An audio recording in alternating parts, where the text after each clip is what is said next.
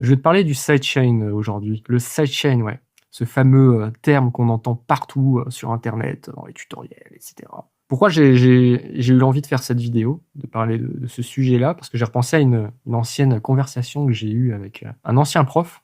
Il se reconnaîtra sûrement s'il tombe sur cette vidéo, et je le salue au passage. Il avait remarqué que en fait, les étudiants ingénieurs du son en devenir ne juraient quasiment que par le sidechain, comme si c'était la révolution, la technique révolutionnaire pour les mix.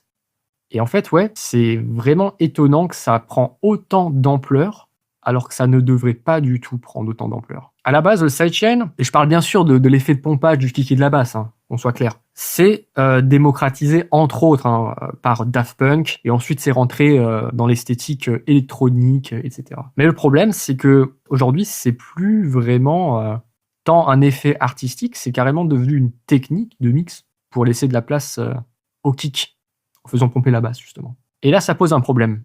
Parce que, en fait, ça ne devrait pas être une technique pour résoudre tes problèmes de mix. Ça devrait juste rester un effet artistique, une esthétique. Donc, la prochaine fois que tu feras un mix et que tu te diras, il faut que je mette du sidechain sur le kick et la basse, je veux que tu te poses cette question.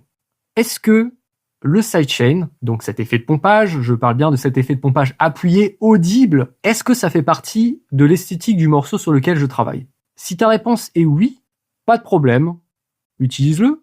En plus, ça te fait d'une pierre deux coups parce que ça va justement te faire de la place en termes fréquentiels au niveau du kick.